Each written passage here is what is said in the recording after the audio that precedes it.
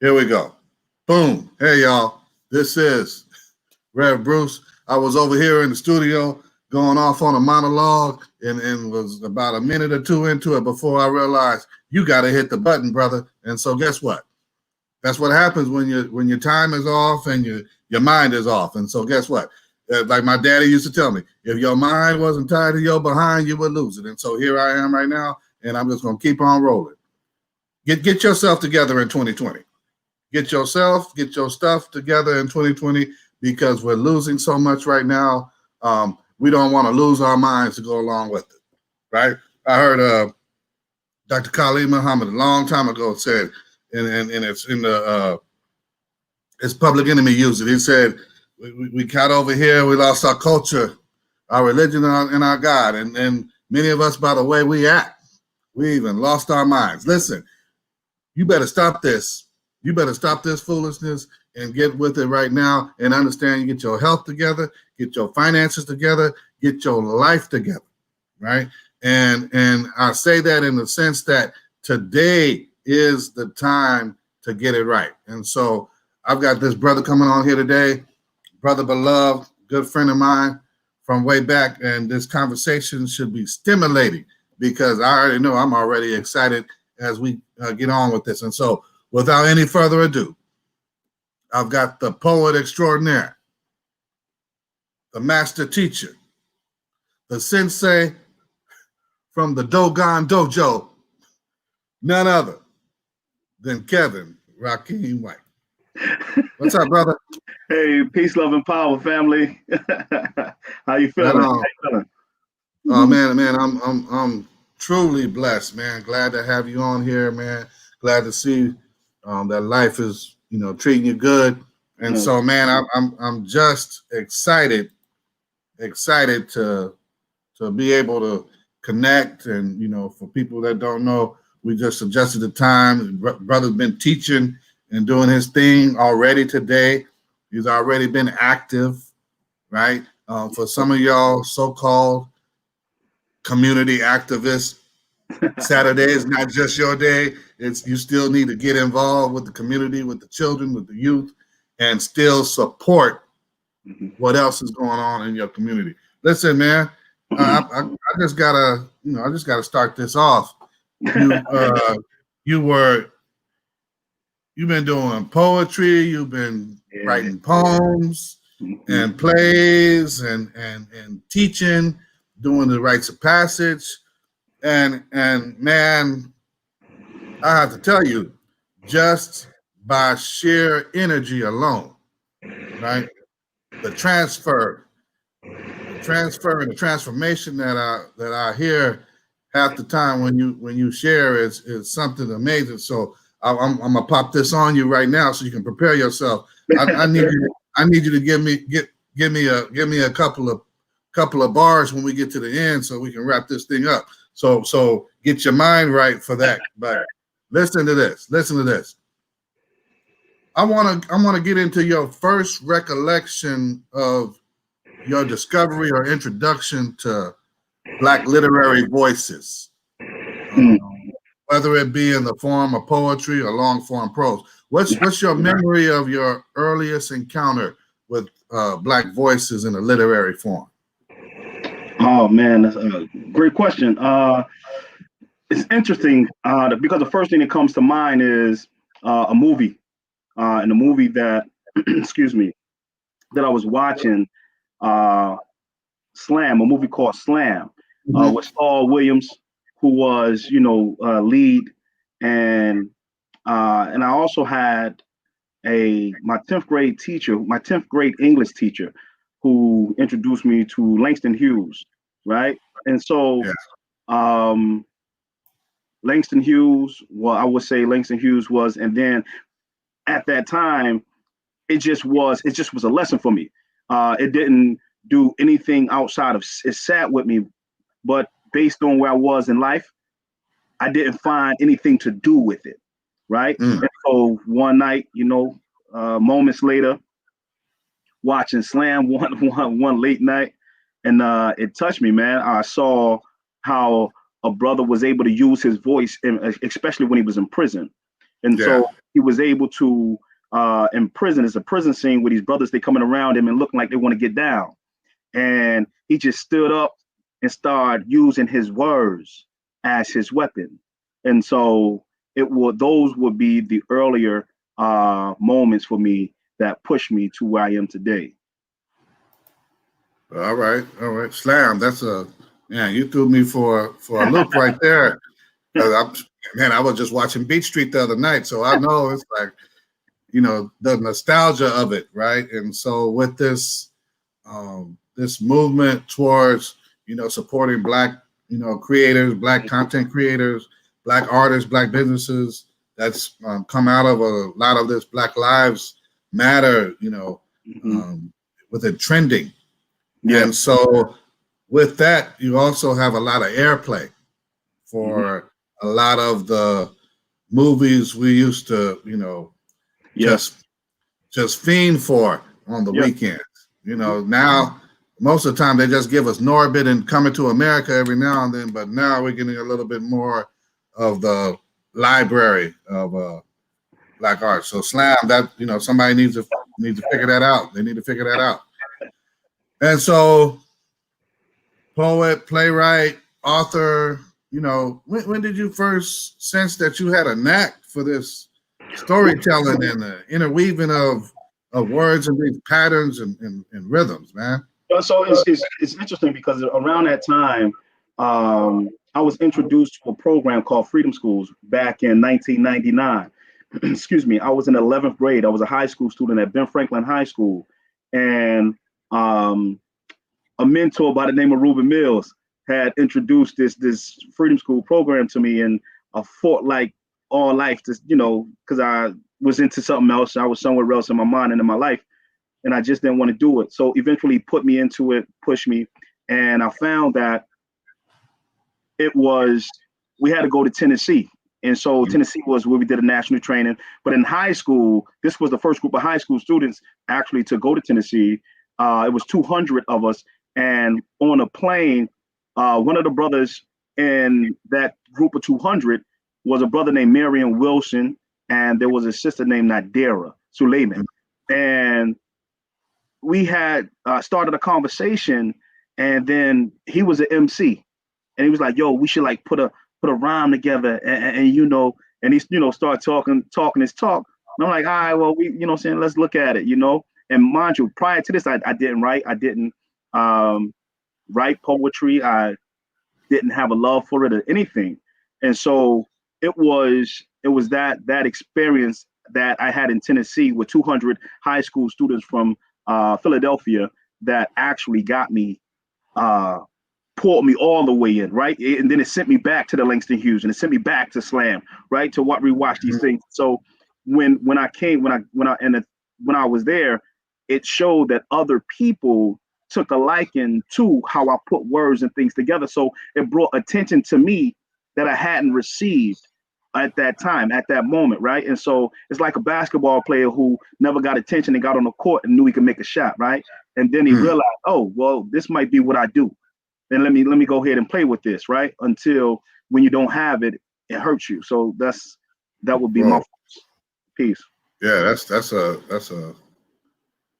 was a well-crafted one right there, brother. All right. And man, let me tell y'all something, to be honest, about these 200 teenagers from Philadelphia that someone had an idea to bring down to Tennessee. Half these kids had never been out of the city. Was the heat and the bugs was killing them.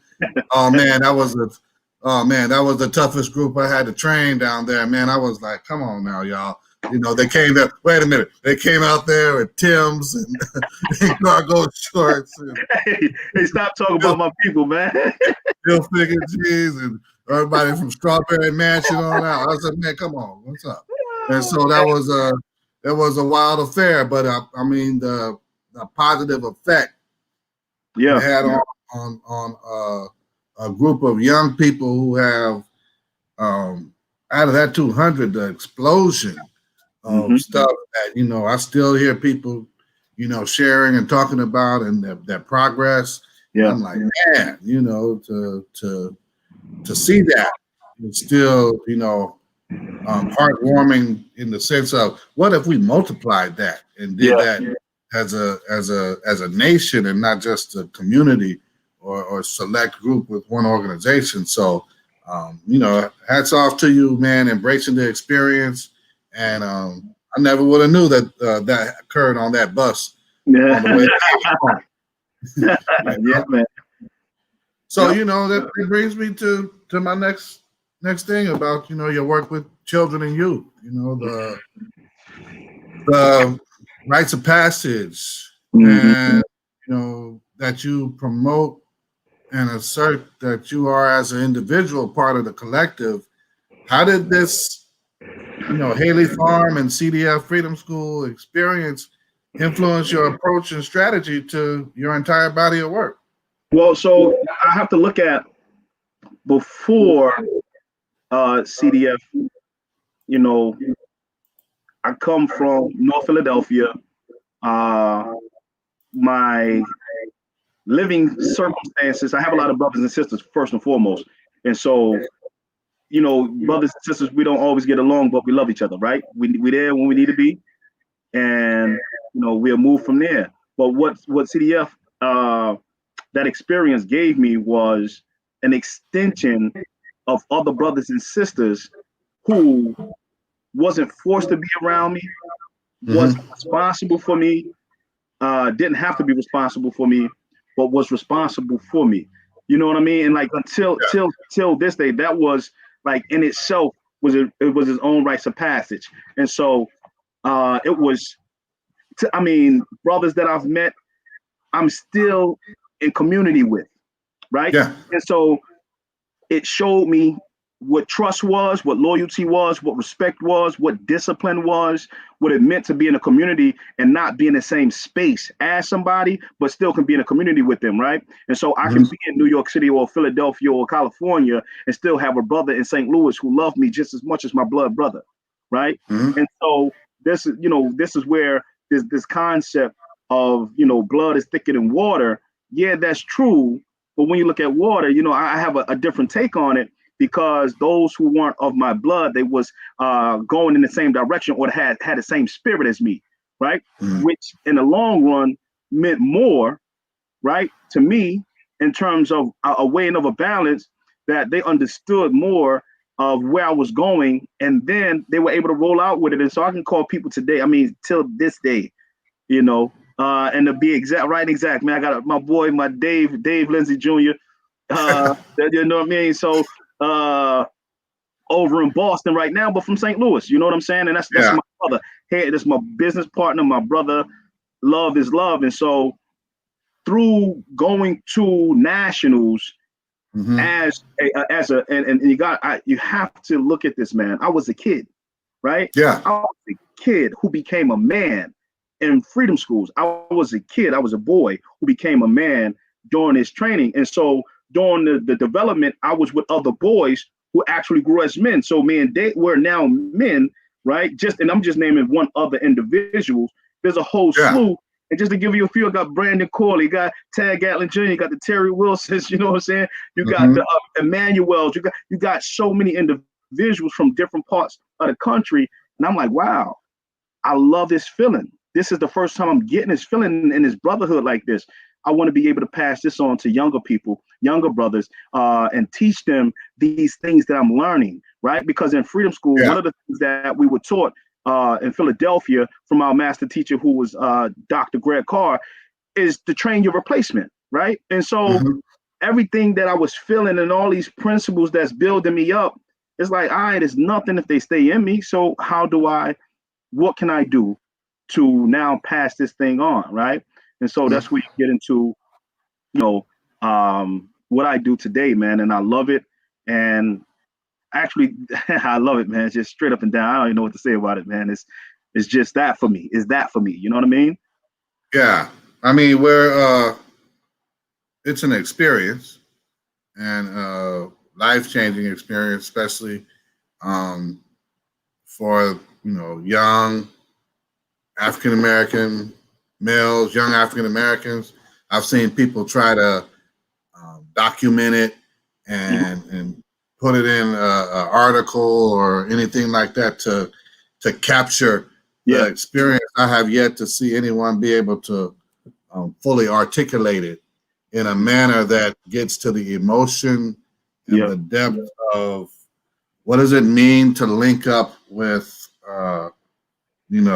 people and really feel that brotherly, sisterly connection with people. I know my household is sick of Ed Kirkman because it's like it's like Ed is my Siamese twin attached to my hip all the way on the East Coast. You know what I mean? It's like, and I love him. I love y'all. I love even my brothers in St. Louis up until baseball season, and we're good.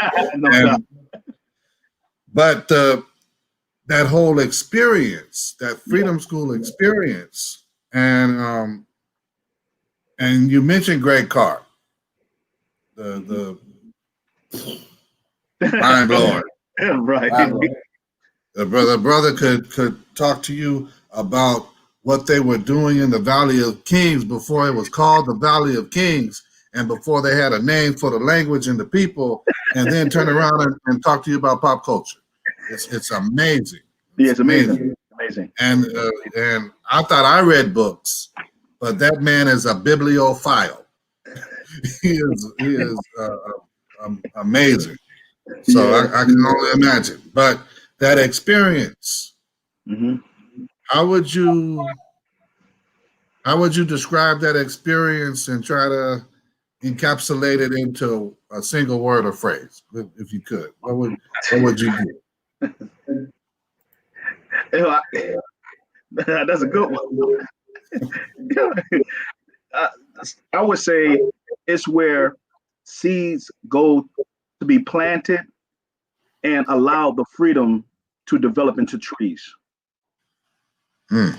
That's what I would, hands down. All right. So man, humor me with this, man. Just for a little bit. I'm gonna say a word or a name, and I want you to give me that, one sentence or phrase that you would use to associate with that person. Okay. Or thing. James Baldwin. Literary genius. Okay. Sonia Sanchez. Haiku. Cheney University. Home. North Philadelphia. Development ground. Right. Tupac Shakur. Poet. Dr. Greg Carr. He's the old owl that sits in the tree. Ted Gatlin Jr. My brother. Community. Hard work. Rites of passage. Necessary. Poetic styling. Free verse. Man, you got to answer for everything, man. All right. So this is the part where I'm really trying to hone in on this aspect of communities and our advancement. Okay. You know what I mean? And when I say this, work with me on this. I'm still trying to keep myself together a little bit. What does it mean to you to have a hand in contributing at a deeper level to the consciousness and the awareness for communities of color that are riddled with gun violence and limited opportunities for advancement? What does it mean to you? That's loaded. It means survival of my people, man. It means the survival of our people. It means to pass on tradition, ritual. Mm-hmm. it means existence, right? To continue to existing, right? And so the work uh, that called me to it, right? So I didn't choose this, but the work that called me to it means that I have to be a vehicle, a vessel in these communities, no matter where they are, and do the work. If I do not do the work, then I lose all those who have ears for my voice. They lose me. And so I don't take that lightly. It is my purpose. Poetry is actually a vehicle. Writing is a vehicle.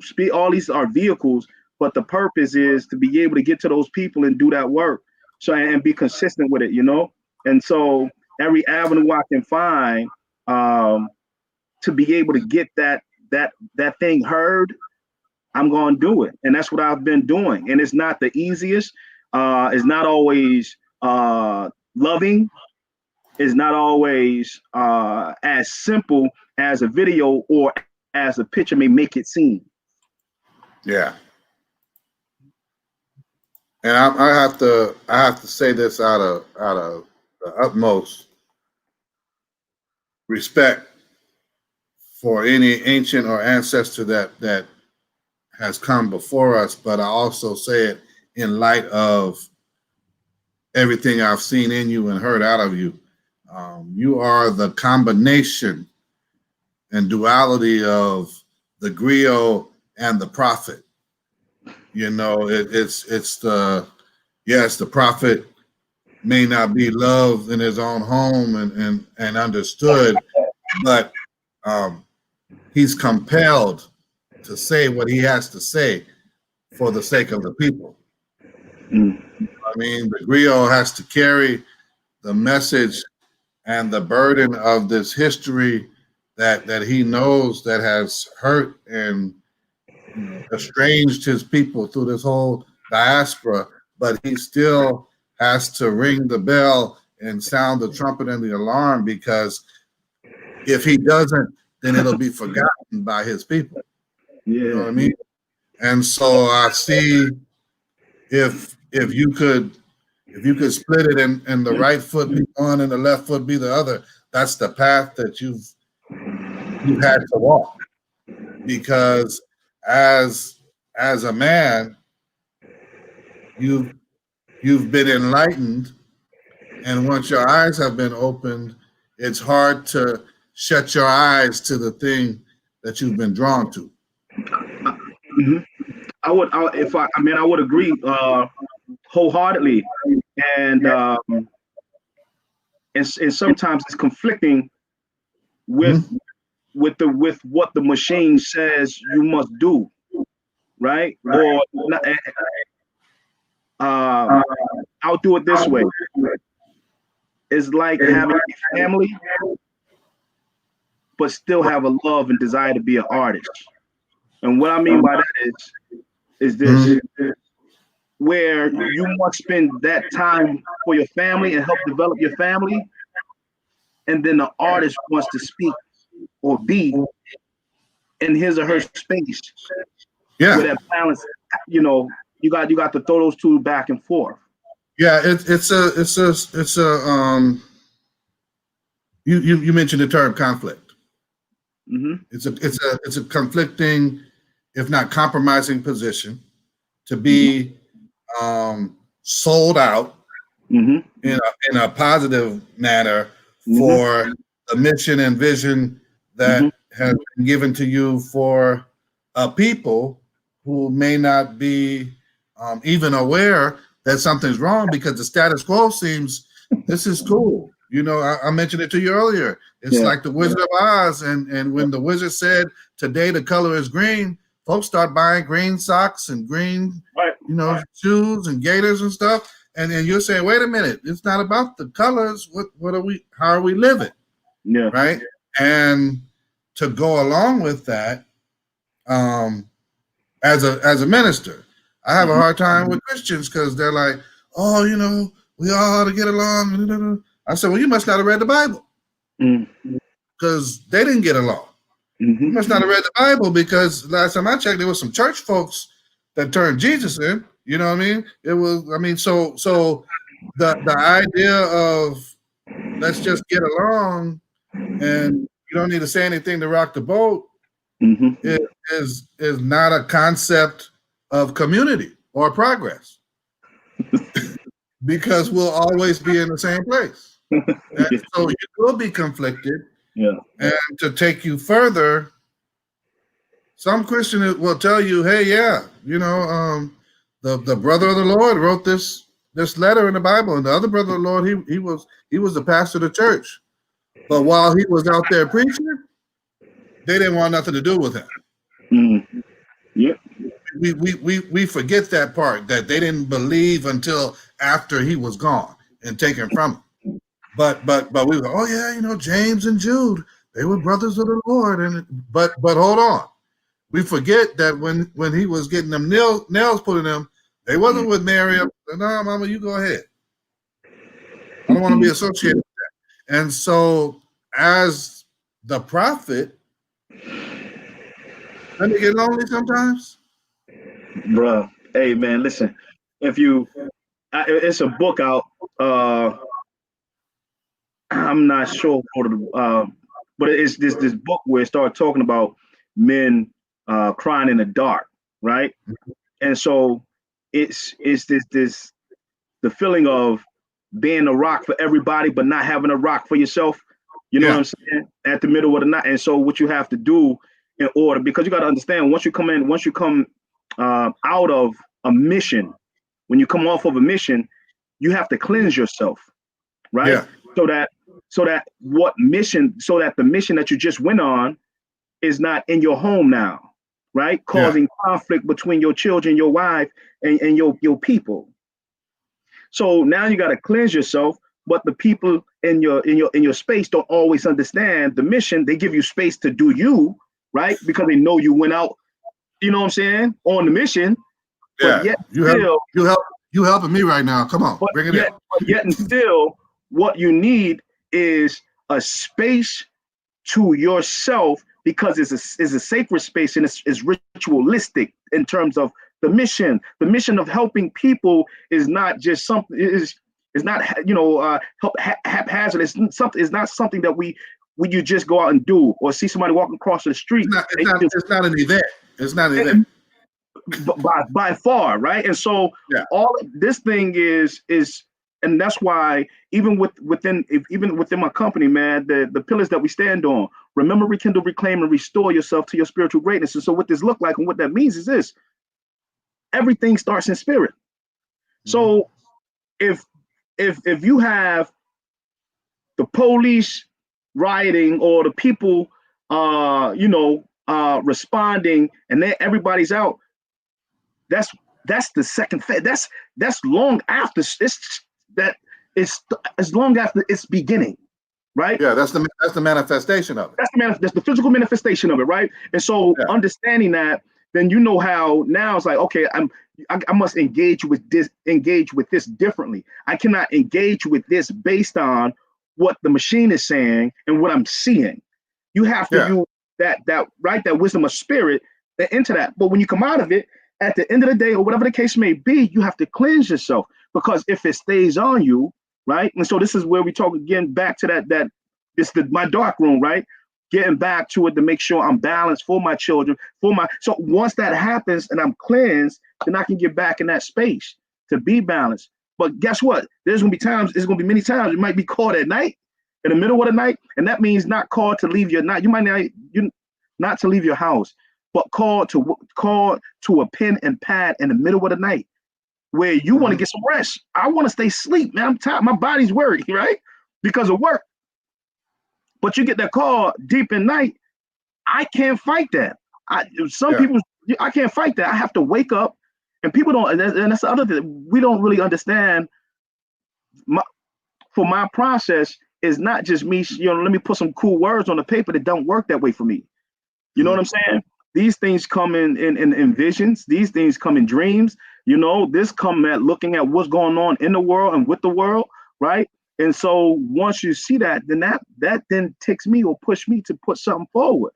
where I have no control over doing it. I just have to manage it properly so I won't get right. So that I don't have an overload and go Oh yeah, crazy and lose my mind. You know what yeah. I'm saying? The creative mind is dangerous, and because you're absorbing so much that feeds ideas, Yep. and you're putting pieces together, and you're solving puzzles as you still are observing more things, and Yep. you're collecting and curating, and then you're still formulating and blending and mixing and remixing in Yep. your mind. And for me, it manifests to me talking to myself, because then I start talking on the plan. Well, if I put this here, if I do this, Yep. and somebody says, "Are you going crazy? Are you losing it?" And Yeah. in fact, Yeah. Yeah. if I could say it with all deference, in fact, I'm not losing it. I'm actually gaining it, Yeah. because Yeah. I'm formulating it right now. But because of process, Yeah. you don't get it. Yep. Yep. And so I do need my space, since you don't get it. Yep. At least give me 5 or 10 so I can get this down on a napkin. Give me 5 or 10 so I can speak this into my Samsung and get it on a Google Doc. Give me 5 or 10. You Yeah. know what I mean? Yeah. I do. It's the wrestling Right. with normalcy. Yeah. You Yeah. know, I oh my God, when I die, somebody's gonna be going through all these notebooks and all this different Yep. stuff and trying to figure out, what was he thinking? How was his mind working? Yep. And it But that's the thing. So that is the piece, right? Where it should bring us to that point. It should bring us to that deep thought, because you're actually you can when you have an idea that you had to sit with or communicate with yourself with for a while, your actions are different when you move on it, right? So it's not haphazard, right? It's taking yeah into consideration, right, the boundaries and environment in which you're moving in. And so those many times when those thoughts come and that, just give me 5 minutes. I don't want to hear nothing. I just want to block the world out so that I can organize what has come to me, right? And so this is, and for all of our listeners and all of your listeners, man, out there just right now, understanding when someone is creating, we all creators, but understanding what our creative process is and respecting it, and not feeling like somebody rejecting you when they need to be creative in their own process. You hmm understand? Will yes. all will actually help keep the hood, the husbandhood, the wifehood, a child, the fatherhood. You know what I'm saying? It will keep that relationship together, because now you're understanding how we work, not as only as people, but creative beings, right? Creative Yeah. beings alike. And it's a different conversation, right? But understanding the complexity of human beings, you know what I'm saying? And that is one avenue, and you just have to know that. You have to know yourself to know your process. Well, even more so, there is the flip of that, when you compromise and you don't go for it, and you don't Yeah. document it, and you don't formulate it, and you Yeah. have this remorse and regret of, Yeah. man, I should have, and, Yeah. then you're not at peace.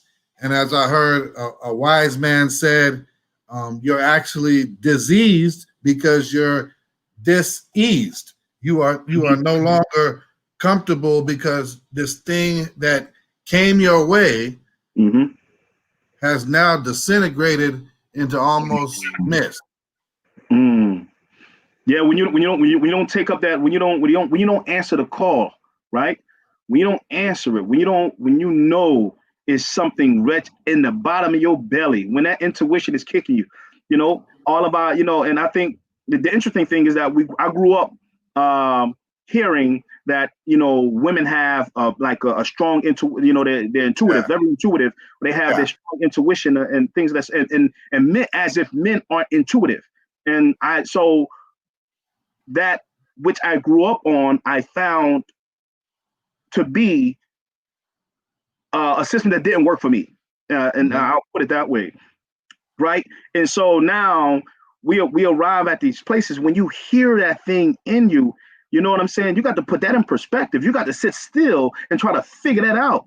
You got to sit still and figure that out so that now you can gain clarity on that feeling and put that feeling into proper management. You know what I'm saying? And bring it forth in action, right? And so what normally happens is we have this conversation in terms of logic, right? Logic versus emotion. Nah, ain't no logic versus emotion. We are made up of all of it. So now you just have so don't put them against each other. What is the proper management so that you can work as a full human being, as a beautiful spirit? What does that management look like, right? And so it's a management system for me. And so when I'm telling you, if you hear it, and that's what and you said it earlier, I'm a poet, playwright, X, Y, and Z. And I remember early on when I started writing plays, and the way I started writing plays was my poems were getting longer, right? So I will I'm a free verse poet. So that goes to say I'll write a poem until I feel it stops, right?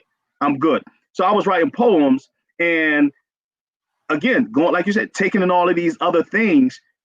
That's what kept me writing. Hold on, that's one poem. Then I'm shaking and writing another poem and shaking, right? And taking it out. You know what I'm saying? And realize, say, hold up, these poems are 2 or 3 pages. Yeah. So what begins to happen, and what I started seeing was the concept of the different environments and characters start to evolve in the plays and my poems. So I started writing shorts, right, and plays, and out of it, this thing that just kept giving birth to itself, right? Because I have I can't say it strong enough. I didn't ask for it. It called me to it. And it used to keep me up at night because I didn't understand it. Yeah. So I was doing one thing as a poet. I didn't know how to write plays because I'm not technically I didn't, I never went to a class to write poetry, plays or scripts. I didn't go to script writing classes or nothing. So for the story to be that big in me and me not to have a technique or a skill set to actually organize it was terrible for me. You understand what I'm saying? Because I always went back to the poem, but it was like, yo, you got 1,600 notepads and napkins and a bag with chewing gum paper on it. You know what I'm saying? Airplane notes and it's in a bag. So what do you do with it, right? Yeah. And it wasn't until I started to listen to it, say, oh, yo, you know what? Let me test this thing out, right? And interestingly enough. I did some play work. I did some things at Cheney, but it wasn't Cheney that made me look at playwriting with a different love, right? Cheney nurtured it, but Tennessee, when we had to do those opening presentations. Oh man, come on, now, for national training. When we had to do those opening. Laheed.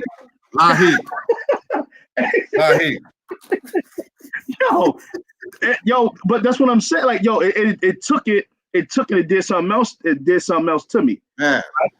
Because you had to be creative. Yo, you had to be, because I'm talking about. Let me help somebody out here. Listen, I'm talking about you had to present to some people that had been active and socially conscious and read boots on the ground. You had to present policy. Yeah. You had to present policy in a format to where the people would get it. Yep. And I'm telling you that some of that was Yeah. You had to be Lorraine Hansberry for a minute. So come on. And it was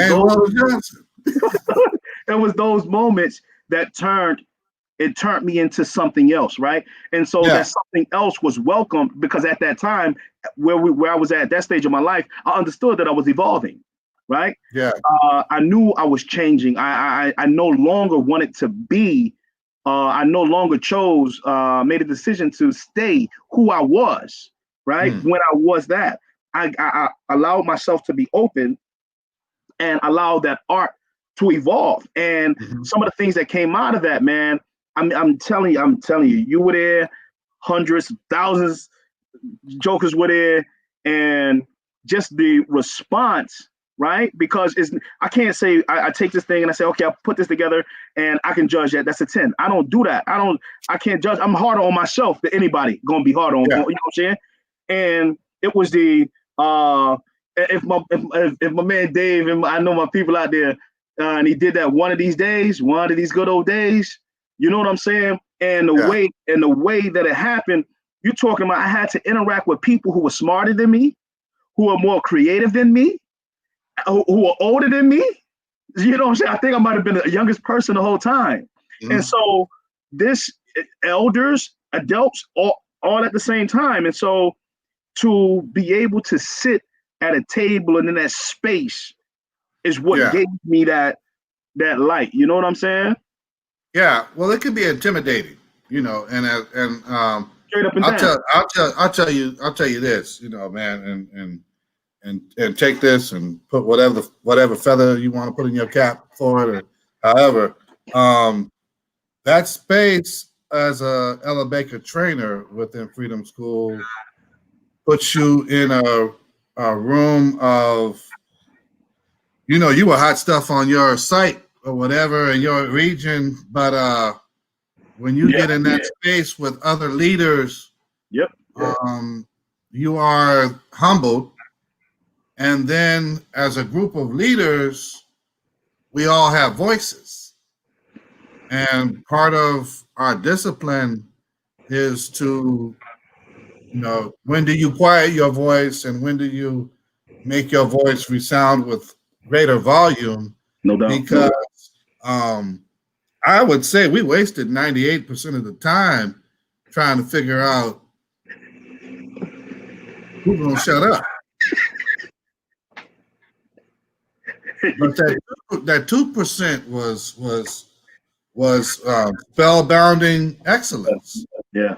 You know what I mean? But we had to get through us. You know? And I can recall, and this is why I say this to you, I can recall a sister, you know, one time I just bowed out of it. I said, man, I'm not going to be arguing with these Negroes, and, you know, I ain't got time for this. I'm thinking about that chicken that they got in the house and the potatoes and stuff, and I ain't got time for this. And she said, what are you doing? Yeah, really crazy. We need your voice. Crazy. And I said, what are you talking about? Because your voice will add to the reasoning of this. And that's the same thing I say, man, you know, regardless of age, regardless of experience, you were called to it. And you walked into it, and that space didn't just make room for you, but it made room for you to grow. Agreed. And that's the part that we don't look at when we look at. I've been getting into gardening for a while, and so it's amazing how much it takes me back to my roots with my grandparents in the yard and the collard greens and all that stuff. But when certain plants grow together and they are companion plants, one may seem like it's a runt or whatever, but the other plant will move to the side and pretty much make room for that other plant to grow. It'll make room for that other plant to be brought up and get more sun. The intertangling of the roots is that if you didn't get enough water from what was in the soil, here, take some of mine. And so that interconnected growth and dependency, man, you took advantage of. And you're not just a teenager from Philly. You took advantage. You know, the interesting thing is, and it took some time. It took some time for me to get there, though, right? It took some time for exactly what you said. It took some time for me to feel like I wasn't a teenager from Philly. right? It took some time because, and this is for, all of the, younger people or individuals who's looking to jump out and do something. Please understand that you just don't get there overnight. And so Mm-hmm. there was a lot of, you mentioned Ed earlier, right? And so, you know what I mean? When we got there, again, you mentioned Ed earlier. That's one point. A point before that, we was talking about my rites and rituals and stuff like that. So going back to that and how TDF was a part of that, right? And so even when I came in, there were older brothers and sisters who actually embraced me, right? Mm-hmm. Who embraced me. It wasn't no job. I was like, nah, this is the collective. Yeah, this is the title. Do we all have that? It's not this. Bring Yeah. them in, right? And from there, you started to get you sat on, and I think of just coming into the room, and you got people cracking jokes and all of these things, but what the understanding was this though. You're coming into a community that is already built. It doesn't Mm-hmm. need you to be built. It just needs you to keep forward, right? Mm-hmm. So coming in, those things that I didn't understand in the beginning, let's say a relationship between you and Ed, right? And how y'all got down. And the next thing you know what I'm saying, you see the picture on Facebook somewhere, and my man Ed he's about to pour something on me or in my face, and I'm like dead tired from the training, you know what I'm saying, from being outside. And it's just things that you wouldn't know if you wasn't in a community or in that space, right? Prior Yeah. to. And then you understand if that mission calls you long enough, then that community will make sense to you at some Mm-hmm. point. And then you become the individual who begins to pass that water over here while this young joker sleep, right? And all in love and out of this idea that we embrace you, we bring you in, right? And this is the 98% of the time, right? This is that thing that's happening, only to go through it and say, okay, you better be up tomorrow at 6 o'clock. We ready. Yeah. You know, Don't get me wrong. Don't get me wrong. Somebody watching this is gonna fall out of their chair, and their child is not gonna recognize them. But Box night was that 98%. It was sleep deprivation, and you got come on man. You got no. So the wrong person says the wrong thing. Yeah. We've got a task to do. Yeah. And don't be mad that you got hit by a box. Hey, wait. Hey, wait. What about that beach ball? You know what I mean? It's listen, man, and that's what I say, that 98% of, because we all were young and trying to figure it, like, how do I work this thing out? And so I can understand where King and Snick needed a Ella Baker. Yeah. Yep. They needed a Vincent Harding to say, well, you might not want to do it that way. Right. You because there's many times where the glue came unraveled. You know what I'm saying? I know. And and somebody like, hey, look, forget y'all. Yeah. And then the next thing you know, they start playing Something Inside So Strong. Everybody's arms are locked, and folks is crying, and Right. you know what I'm saying? You know what I'm saying? Yeah. We were just on the bus, and half of Bennettsville not talking to us and whatever. It's like, wait a minute, but it comes down to, as a leader, and that discipline is, I do need to be up at 6 a.m. Right. I do need to be there. I'm in charge of Harambe tomorrow? I didn't even know that. Okay. Right. Right. Well, better yet, now this one, they may not ever invite me back now. But listen.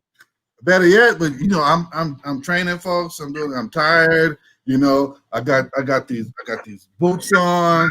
You know, I got the hat, and I'm pouring the water on my head, and you know, and it's 98 degrees in the middle of Tennessee, and somebody with the director title comes over and says, you know, you could really use a Harambe right now to energize the group.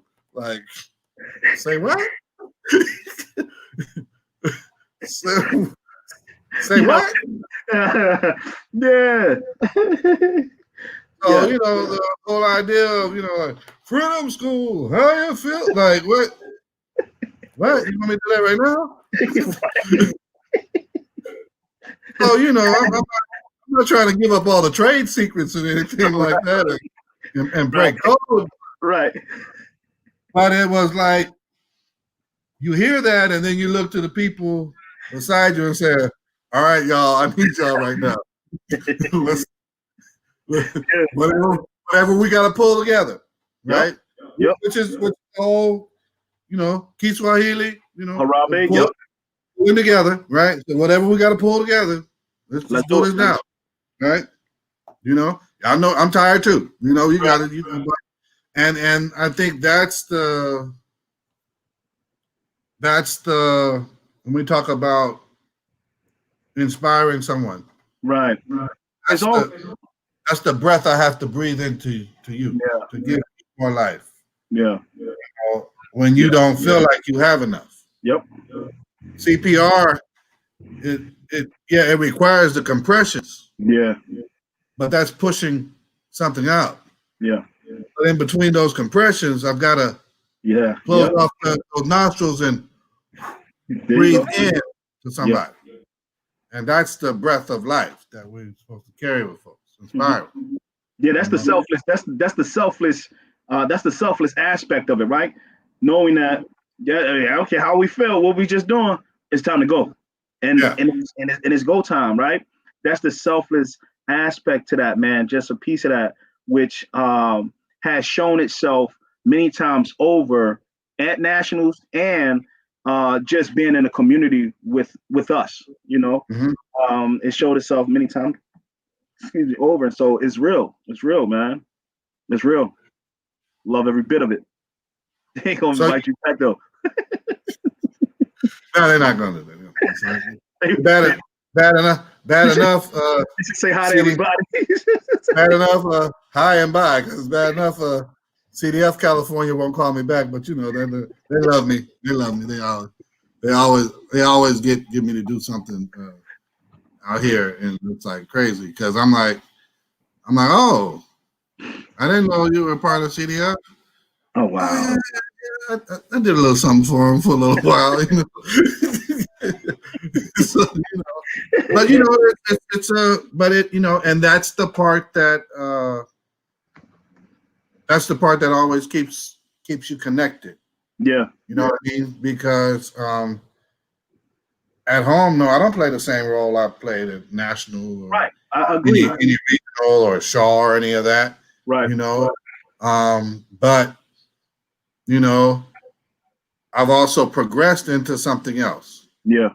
So the same is for you. You know, you play different roles. Yeah. And at different times. And I always heard in that circle, about the torch being passed, the baton being passed. Yeah. And man, you know, and so now it's like, oh, this is what y'all was talking about. Right. Once you get it, you also got to scope out like, man, I ain't gonna be able to hold this that long. Who's coming behind me? Yep. You know, and so in that sense, right? Yep. You've done a lot of work with rites of passage. You've done a lot of work with getting people to experience and hear it expressed in different forms about, you know, where people are getting back to that spirit of, you know, consciousness. Folks would say being woke today. Yeah. And so in that work, in all of that, what would you what would you say to date has been your greatest achievement for you? Oh man, you said my greatest achievement to date. Yeah, because I mean, you can't tell me about something you're gonna do next week because you ain't even started on it. Yet. No doubt. You know, Uh, so in the aspect of time, yeah. you only have what you've done in the past and Yeah. what you have currently. What I, my greatest accomplishment is being a family. Like, is my family. My greatest accomplishment is my family. I once heard that the greatest revolution is the development of the black family, Mhm. and so the things can happen in the street the way they happen. But a lot of people are fighting in the streets who's not willing to fight for their own families. Yes, sir. And so my thing is to fight for my family. And when I get my family to a living perpendicular, then I can get out there and the Mm. family can fight as a unit. And so that is, I would say, to date, to like right now, In is this hour. it's in this hour is my greatest accomplishment. Um, and I'm proud of it. I still have a lot of work to do with it, and I have a lot of growth uh, to do. I have a lot of growing to do. Yet and still, where I'm at today, in terms of the honoring and the what needs to happen for me as a man and understanding family, I'm on course, and Mm. I'm not deviating. All right. Hmm. Well, that is a quite a summation. You know what I mean? I'll say that, you know, in all humility, um, that's that's what somebody needed to hear. Somebody needed to know that you can still be community connected and community active, but what you build at home can still be of high importance. Hmm. It So needs to be. God It, bless. it, yeah, you say you know if it's the model, if if you're in a neighborhood or if you're in a community, you have one bad house on that street, then that whole street gonna get thrown off. Hmm. So if you in a community and then that one block, right, Hmm. and a block of 16, then those 16 blocks are thrown off, right? Yeah, If you're in the city and because then it's that out of balance. period. And so everything starts with the house. And I think one of the things that Freedom School gave me in terms of its philosophy is I can make a difference in myself, my Mm. family. You Yeah. understand what I'm saying? And so it's even when if you have sons or somebody right next to you, your job is to make a difference in yourself first. Because if you make a difference in yourself, then you can model that that will make the work much easier for your family to get it because you're modeling for them and not telling them to do something you're not doing. So you model. So I can make a difference in myself and that concept. I can make a difference in myself. I can make a difference in myself. So always understand that difference starts with you.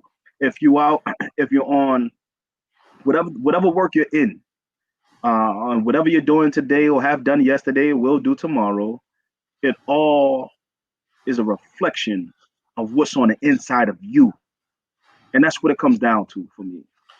Yeah, man. I was always excited to, you know, and enriched Mhm. for that concept of a better you makes a better us. No doubt, I like You know, that.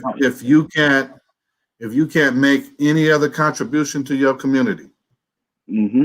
better yourself, Mm-hmm. right? Because at the heart of community is the unseen, Mm-hmm. and Agreed. you know, I'm an only child with hundreds of cousins, and so when my grandmother had to, you know, dish out a couple of whoopings every now and then with one of them switches, I was like, well, I could see it coming down the line. I said, well, I don't want none of that. Right.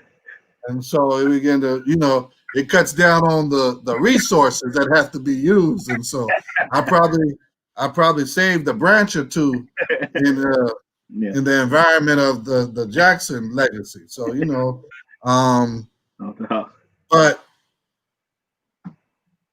my dad, the two whoopings I got from my dad, I learned the lesson, right?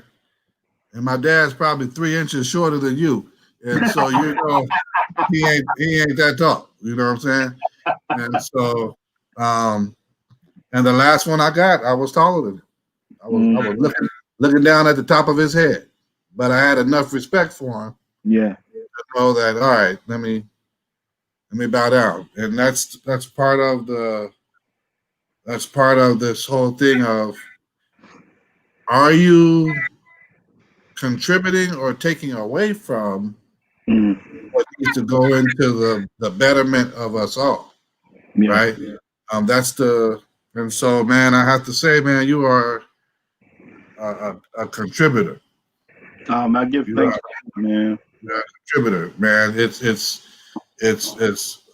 always a joy, but man, I you know, I I know I could talk to you all day, man. I know I could do all that.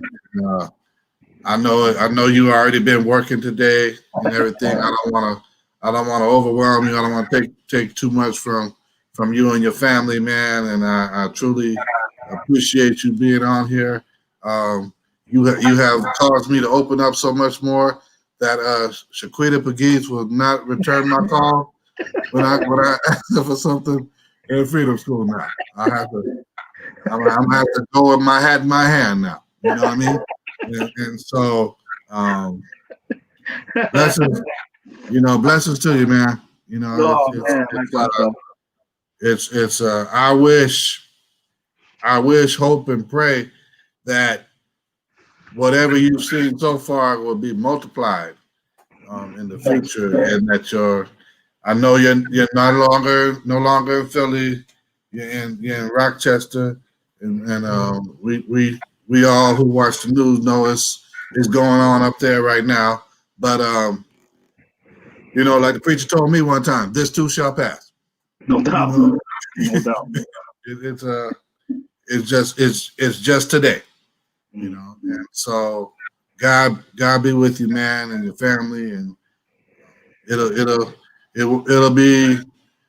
never be soon enough before I see you again, brother. But No doubt. stay strong and stay steadfast with the work. Man. Indeed. Likewise. All right. Love you, brother. All right. Y'all be good. This has been Coffee and Chat with Rev Bruce. I'm gonna get this brother to do something on the next time we on. But hey, stay there, stay peaceful, love yourself. Peace.